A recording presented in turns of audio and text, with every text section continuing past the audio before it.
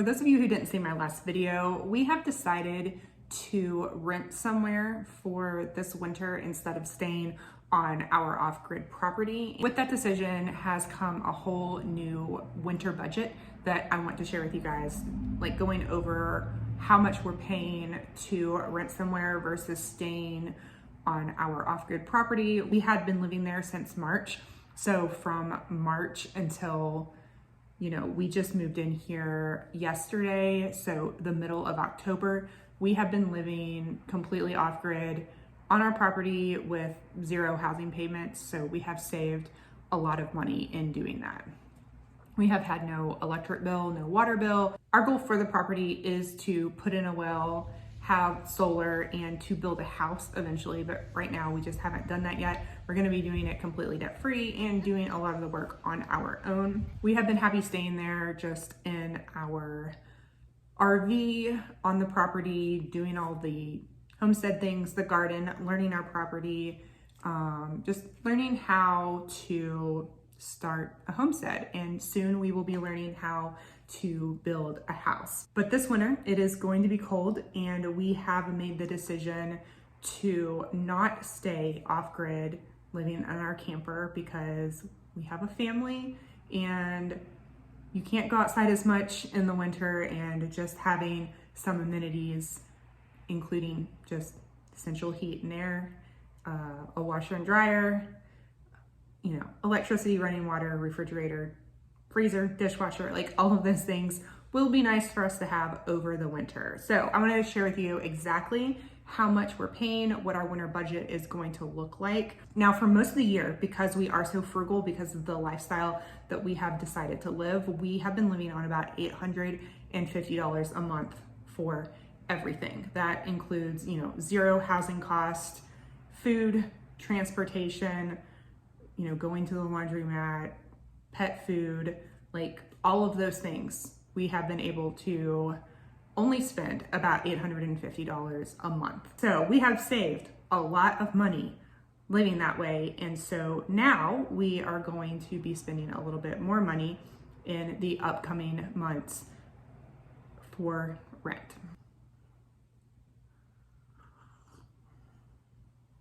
Now, the place that we are living, we have booked out from the middle of October until the end of January. The beginning of February, we are going to do something else. We're gonna go on a trip, and I will share that with you later. We're still working on planning that out.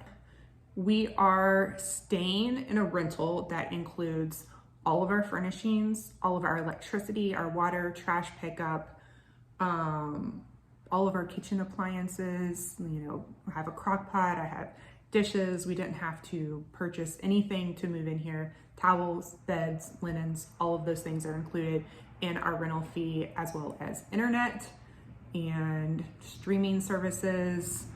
We have 3 bedrooms, 2 bathrooms, a fully fenced in yard, so we're able to bring like our pets, our dogs and cats. We can't obviously bring our horses and chickens with us.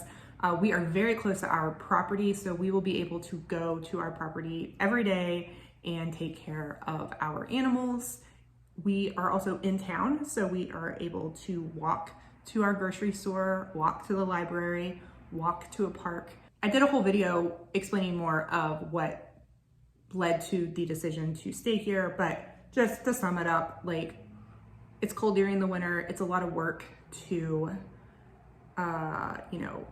keep yourself warm, make sure that you have water, the water doesn't freeze, that, you can't be outside as much because it's cold and everybody's in our camper, and, more personal space is needed when the weather gets cold because you're stuck inside a lot more.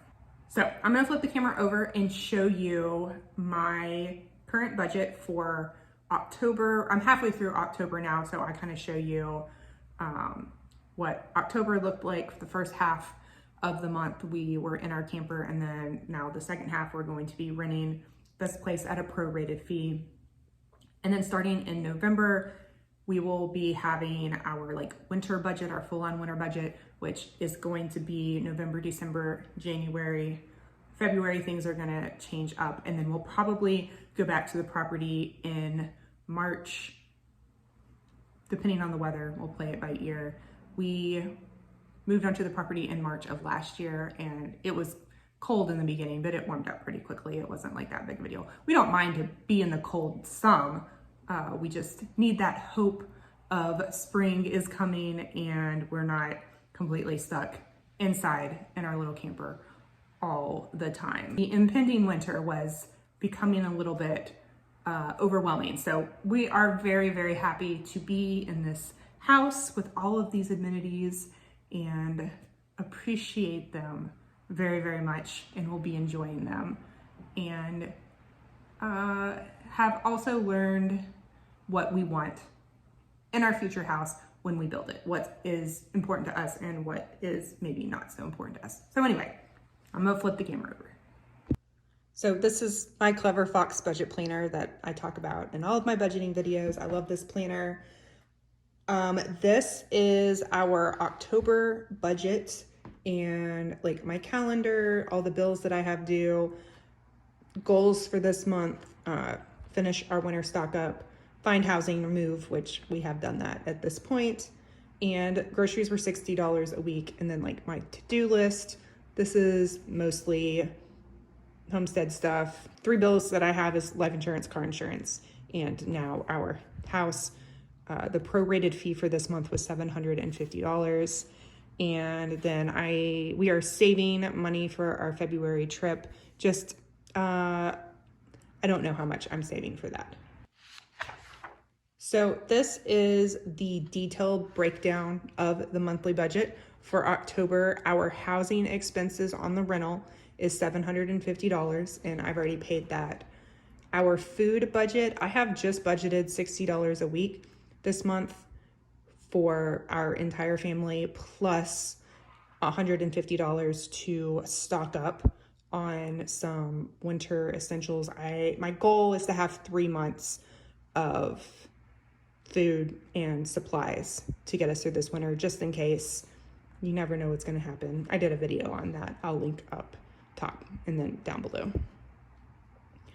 Healthcare, I just have life insurance right now, $28. Talked about our healthcare costs on previous videos. You can go check that out if you want. Don't have any debt. We're completely debt free. Laundry, $10. But now that we're renting this house, where I'm not gonna have to go to the laundromat, so I actually haven't spent anything on laundry this month. I only go a couple times a month, or I was. Now I have my own washing machine. Animals, $100. Miscellaneous, $40. That is like diapers, paper towels, and all that stuff, which I haven't even bought any of that yet because we did the stock up, which is what this is for. Entertainment, we're not gonna spend any money on entertainment. Transportation, car insurance, $136. We don't need any maintenance this month, hopefully. And then gas, $150. So $286. And my total budget for October is $1,664, which is, a bit more than $850 or so that I usually spend. But I did stock up some, and then of course we have that $750 for rent. And at the end of the month, I will go through and fill the spending analysis out, which is my favorite part of the whole planner. That helps me know where I'm probably spending too much. And then this is November, still kind of tentatively working on planning my calendar and stuff out. I'm still working on my goals. I'll do all that stuff when October is almost over. But this is the breakdown of the monthly budget. Rent, $1,500. That is how much we are paying for this 3-bedroom, 2-bathroom house, including all utilities. I think that is a pretty good deal considering everything, how much everything costs and stuff. Like I said, we hadn't been paying housing costs all year, so for rent to get us through the rest of the year is $3,750. That's how much we will have paid for all of our housing costs for basically the entire year. So living off grid obviously saves us a lot of money, even if we're having to rent for, a few months. For food, I've got us at $60 a week, so $240. We eat super frugally. I am going to be doing some meal prepping videos and grocery hauls while we are here throughout the winter. I know you guys really like those videos. Everything else is basically the same. I don't have to worry about laundry. So, $140. Not going to be doing any more stocking up probably. So that expense isn't there. Entertainment, not going to spend anything there. There's plenty of free things to do. With the holidays coming up, they're going to be having like parades and all that stuff. So transportation, car insurance, $136. Maintenance, we will need to have our oil changed soon. So I went ahead and put that in there for November. Gas, I put it $2.50 because we're going to be driving a little bit more since we are staying off of our property.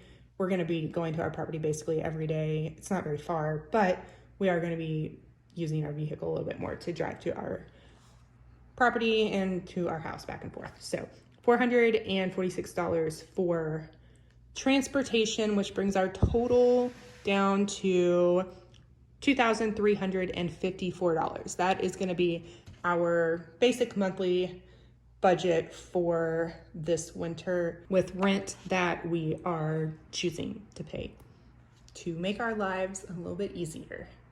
So something I want you guys to take away from this is, do not be afraid to make changes to your life, to your plans, in order to meet your needs at the time being. Like, you do not have to do the same thing all the time and never change. You have to be adaptable, and you can make temporary decisions during the journey to your long-term goals.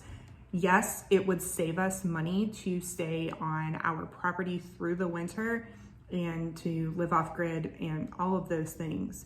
However, we have been living so frugally for the last almost year that I feel comfortable and confident in the decision to spend a little bit of extra money so that we can be comfortable and happy and have a little bit of what we now consider luxury throughout the winter. We super appreciate every little thing that is here, and that is a great gift that we have given ourselves by understanding the difference between wants and needs and living the life that we have.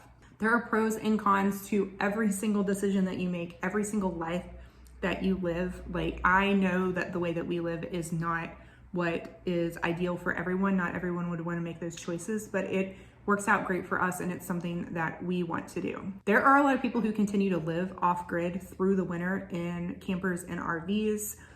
We want to live off grid once we build our home, but our RV is just not insulated enough to for it to be worth it to us to do that this winter. It's also a lot smaller space than the house we build is going to be. We see our long-term goal, we know where we're going, we have a destination in place, and the steps that we take to get there are going to vary and they're going to change, and we are in a position to be able to make those decisions because we live so frugally. One of the reasons why we live so frugally and we are very conscious about where we spend our money is so we can make decisions like this. If you are curious about what our monthly budget looked like before we moved in here and we started renting, you can go check that video out up here.